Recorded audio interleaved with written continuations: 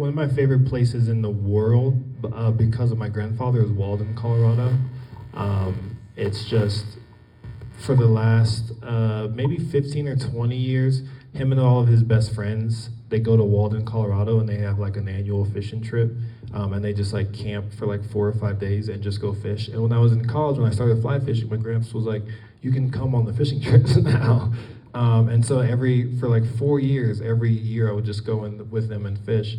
And one time we were out late, and all my grandfather wanted was like a really big brown trout. Like that's what he like. He was like, we just got to get a good brown trout. We got to get a good brown trout. And we were like catching fish, but we weren't catching like the fish that he wanted. And so it was like the last night. It's a full moon, and we go out, and it's like they're older gentlemen, so we were inside by like 6:30, and my gramps, because he's an adventurer, he's like, hey, let's go on like one last trip, like let's go on like one last night. And I was like, all right.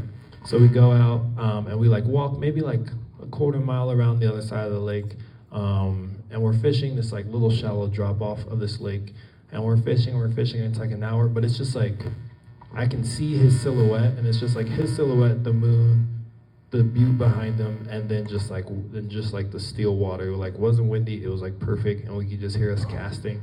And we're like, all right, it's like 1 o'clock in the morning. We're like, all right, we're gonna go inside soon.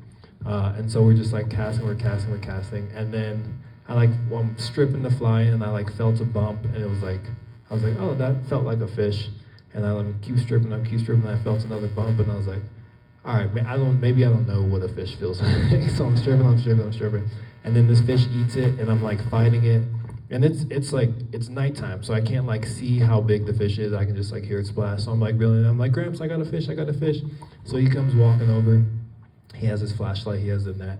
He comes walking over, and it's only like when he comes over and I'm like backed up, and the fish is like sort of like in the shallow water that we see it, and it was like a 25-inch brown trout.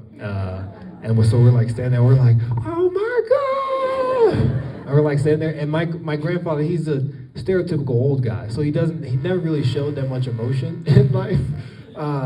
And so we're like standing there, we're like jumping up and down, we're like hugging each other, and then we both like shine the flashlight, and we're just like looking at the fish in the water, and it was just like it wasn't like the fish, it was just like that. I've never had a moment like that with him or since then, of like just like everything was like how it was supposed to be, like it just like happened like that.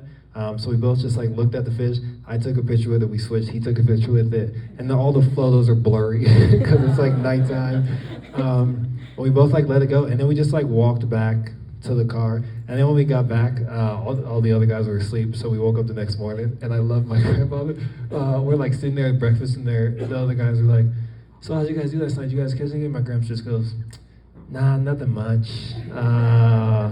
Yeah, and so then it waits like 20 minutes, and I'm like sitting there, I'm like, is he gonna tell him? Like, why would he tell him? And then he just like shows them the picture, and they're like, oh my God. So that's probably like my most like memorable fish story, just because it was like with my gramps, it's in like a special place, and like I hope that fish is still swimming well.